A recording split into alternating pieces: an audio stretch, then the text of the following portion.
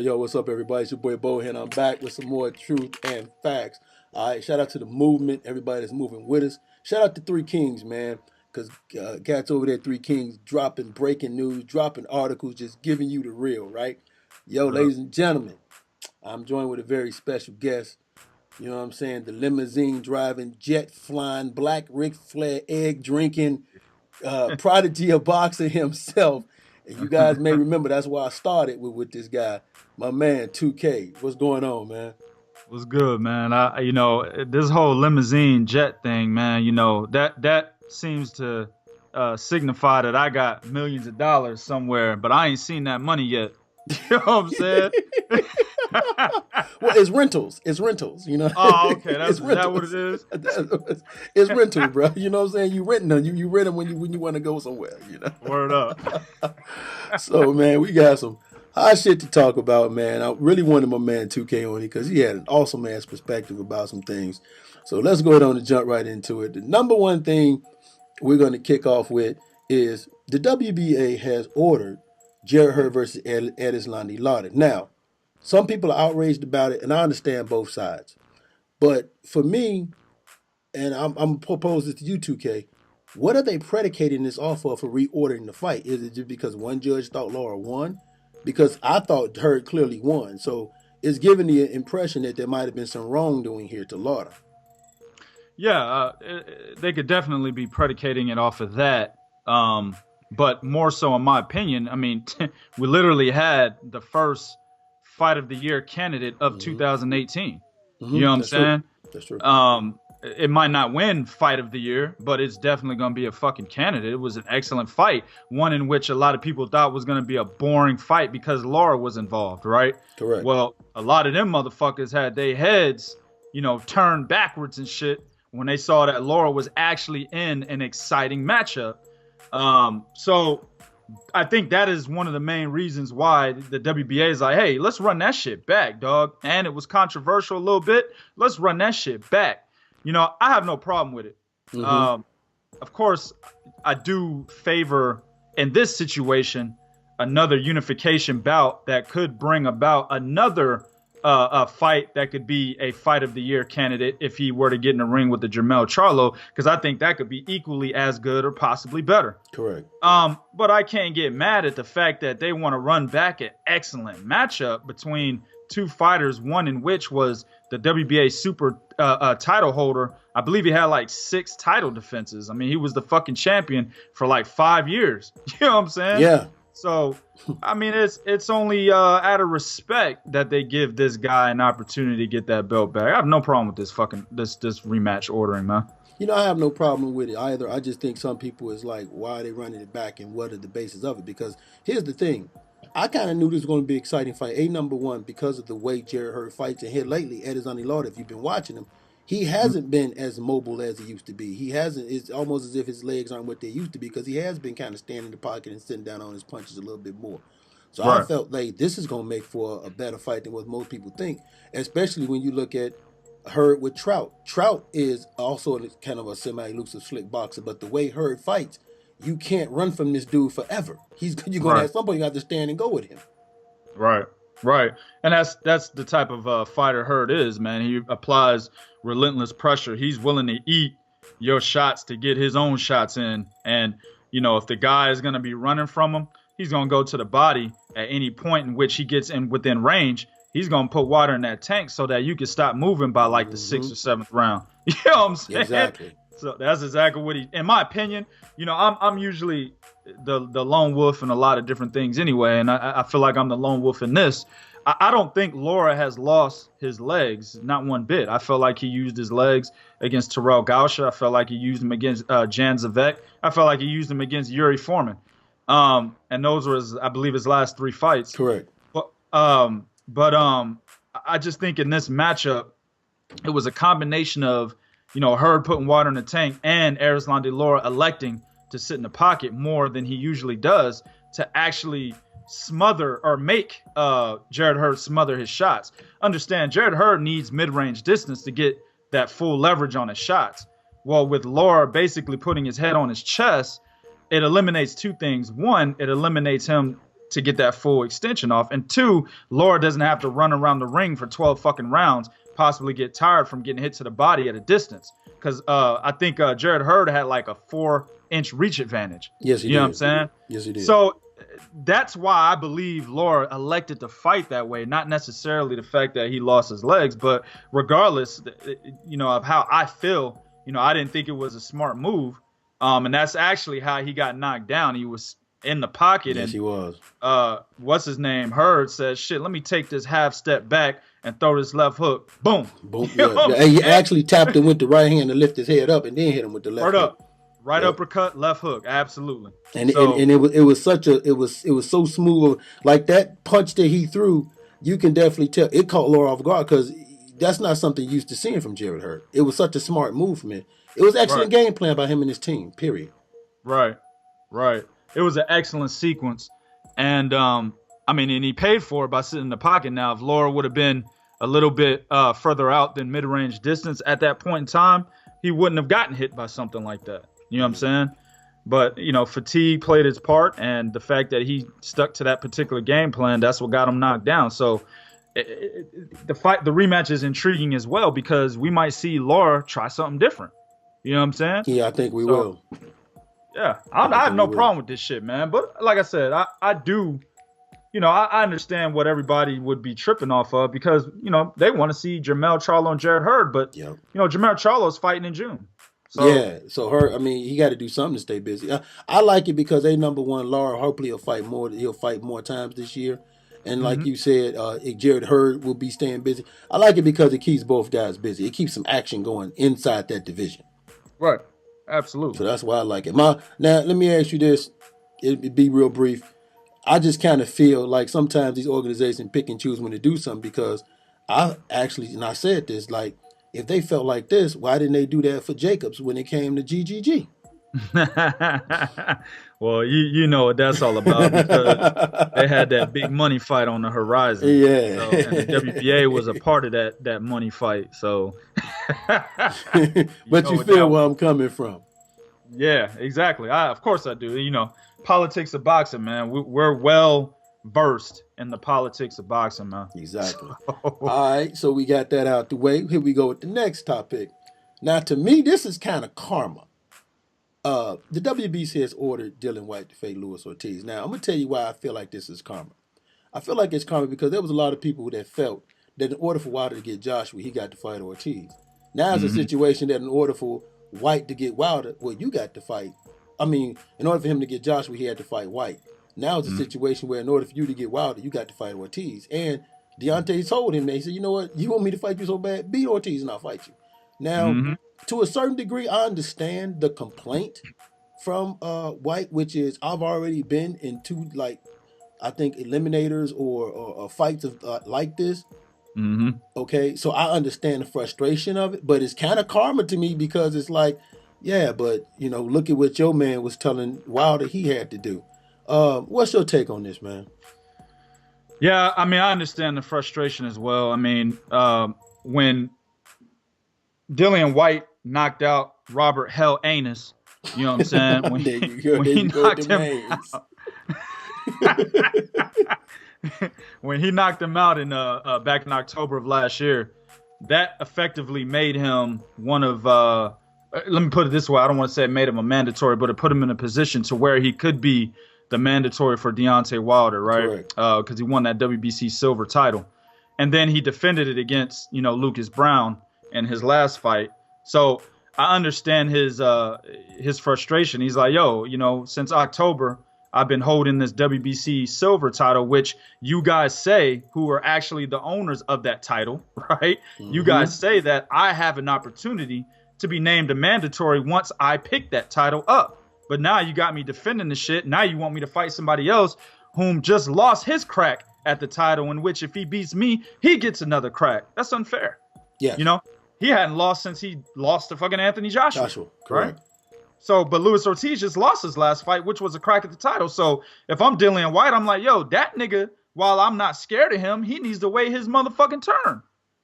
Got to get back at the back of the bus. Got to get to You know the what I'm back saying? of the bus. Yes. Just like my man on, remember when motherfucking Kyle Lee Watson on Above the Rim, he tried Rim, to get back yeah. on the basketball team at the end of the game, at the end of the movie, and my man said, "Man, give me the rock." And then he told him Kyle Lee Watson back on the fucking team. He said, "Man, get to the back of the bus." That's the same shit. Yes. You know what I'm saying? Now I feel it, but you know what the ironic thing about this is, and here's where the karma comes in. Also, is he once accused Wilder of fighting an old fighter when he himself fought an old fighter, Lucas Brown. Right. So it's Right. like, well, what's up, Dylan? If you really want him, like I see people who are Wilder supporters saying, well, if you really want him and you all that talk, then what's the problem? Fight Ortiz. But I also see where he's like, wait a minute, hold on, man. I just went through two of these. It would have been different if it was Whyte versus Brazzelli, then I could see it. But I definitely get what he's talking about, which is this dude just lost his crack, even though it was voluntary. It don't matter. He just lost his crack. Now you telling me that there's a good chance that if I lose to him, that he gets another crack. And I kind of feel like he's feeling that way. Some of it because of what they're doing to him, but some of it because he's looking at Luis Ortiz like the only reason why this motherfucker lost because he got knocked out. And that's it. You know? Yeah. Yeah. And I think I agree with that, you know, but at the same time, Luis Ortiz, I'm not looking at the WBC rankings right now. I still believe he's ranked in the top 5, even though he did lose that fight to Deontay Wilder. So, I mean, I kind of understand because, you know, Dillian Whyte has to fight more than a guy on a 2-year fucking layoff and Lucas Brown, and then another guy who had previously been knocked out by the Frenchman Johan Duhapis, ironically the same guy that Deontay Wilder actually knocked out. So, in my opinion, he's got to do a little more to get a crack at the motherfucking champion. Thank you for saying that. It's the WBC's fault for allowing him to capture that WBC silver title. So now he's got a fucking argument. And I'm glad you said that because Robert, what you call him, Hellanus. Yeah, Hellanus and Lucas Brownie should not have got you the WBC silver. I'm sorry. Nah. You know what I'm saying? Not at Like all. that should not have got you the WBC silver. You should not have blasted up the ranks like that either. Fighting a guy that ain't fought in 2 years. You know what I'm saying? So I definitely feel what they're saying. I mean, in my opinion, is the WBC kind of screwing him? Yes, they are. He has a point. But again, I just feel like this is karma as well. I agree. So, I agree with that. All right. So here we go, ladies and gentlemen. We done with the appetizers. It's time for the main course. It's time for the steak. And that's that porterhouse motherfucking steak with the mushrooms and the gravy and all that shit that come with it. You know what I'm saying? With the Tang Kool-Aid. Oh, this motherfucker brought back Tang. The Tang Kool-Aid, right? Nigga, I was like 6 years old when Tang was hot. Yeah, well, I wasn't no 6, nigga. I ain't gonna even tell you my age. Fuck you. But you know what, man? Let me.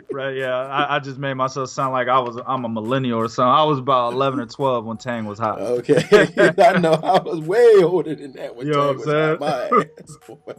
I was going to the store making sure the shit was bought right. Hell yeah. So, the offer by Deontay Wilder has made an offer to counter the Anthony Joshua offer. Now let's go back down memory lane for everybody who like to pretend that, you know, this part of whatever was said you forget. All right. Once upon a time, they wanted Wilder to fight him. They wanted to offer him short money. Wilder said, okay, I tell you what, I'll accept the short money if in the rematch after I beat you, you accept it. Everybody like, no, who Wilder think he is? He ain't nobody. All right, fine. Now, it was, how come Wilder hasn't sent an offer? Well, wait a minute.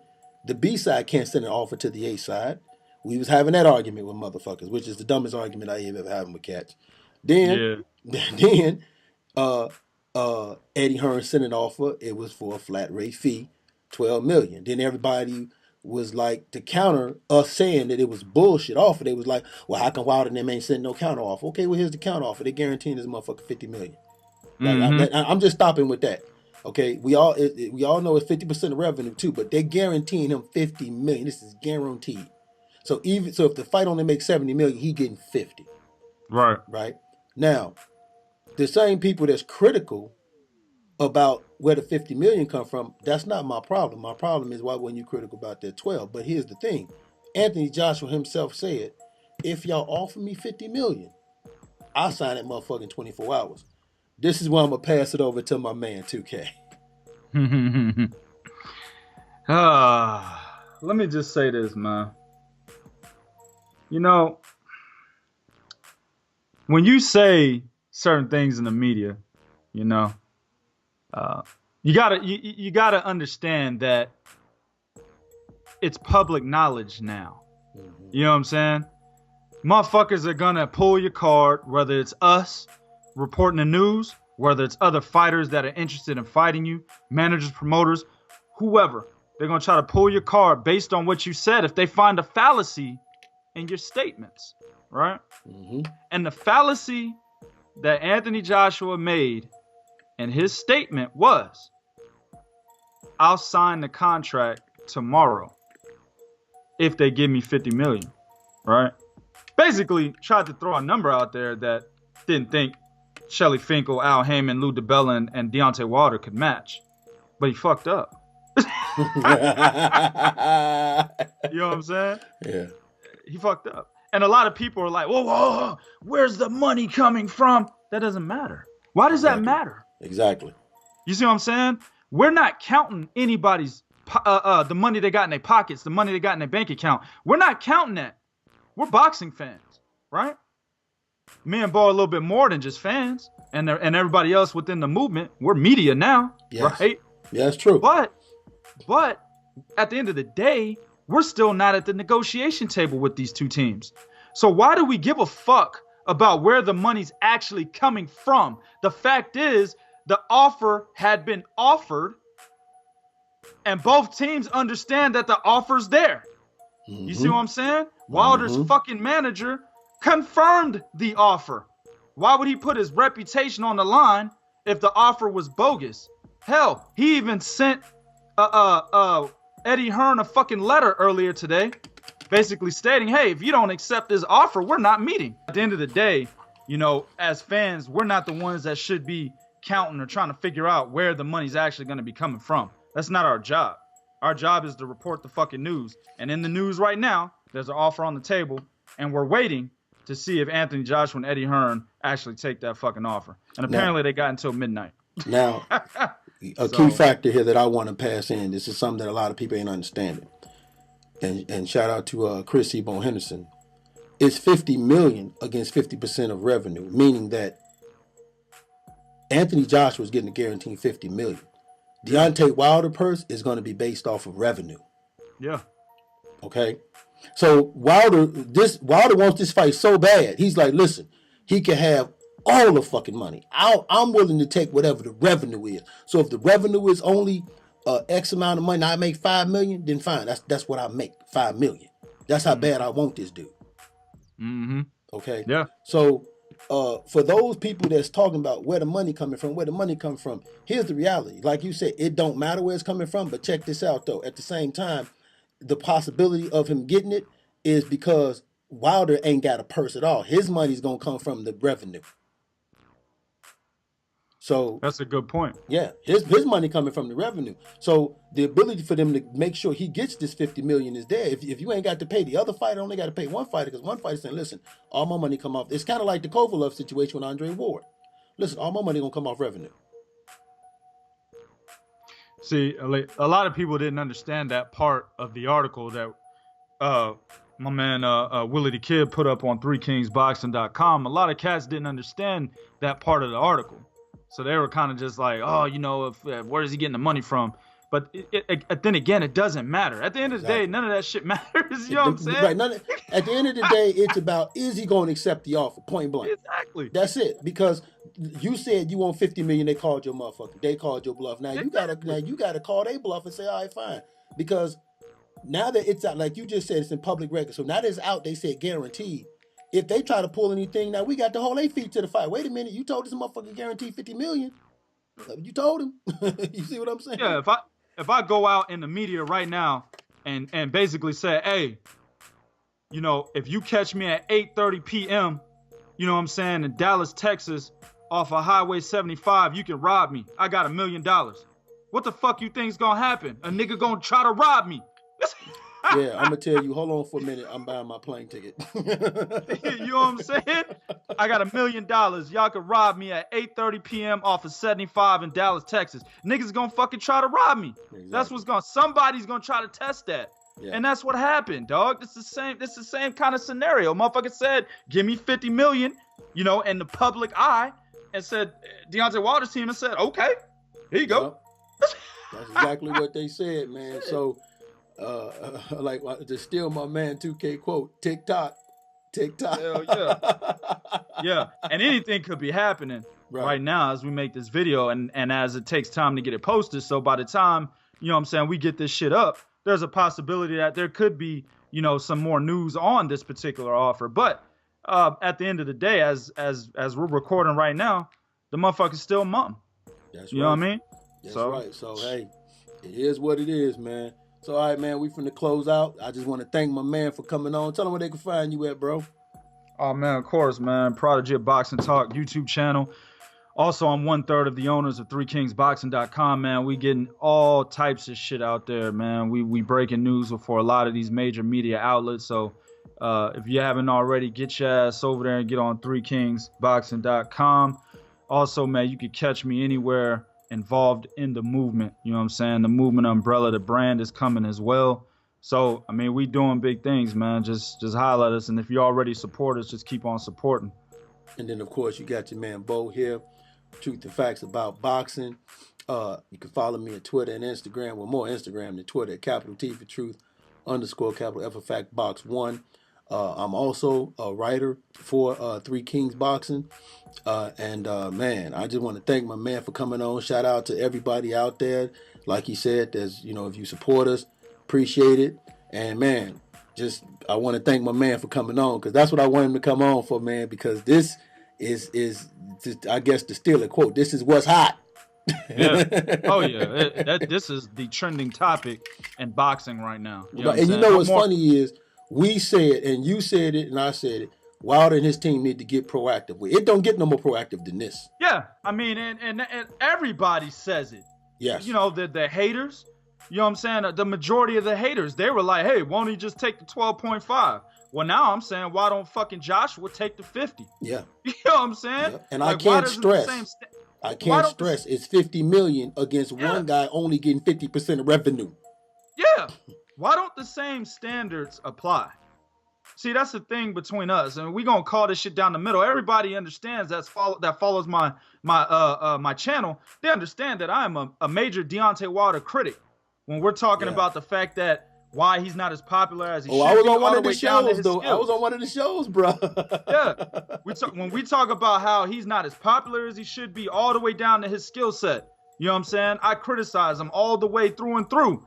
But when this motherfucker's in the right, I'm going to call it out. That's right. And he's in the right. He's doing what he's supposed to do right now. He's been doing what he's supposed to do for like the last 6-7 months. Exactly. Thank you. Thank you. So, all right, man, we're gonna end it with that. 2K, thank you for being here. So, it's your man, Bo. For my man, 2K, Prodigy of Boxing. We appreciate y'all, man, and we are done.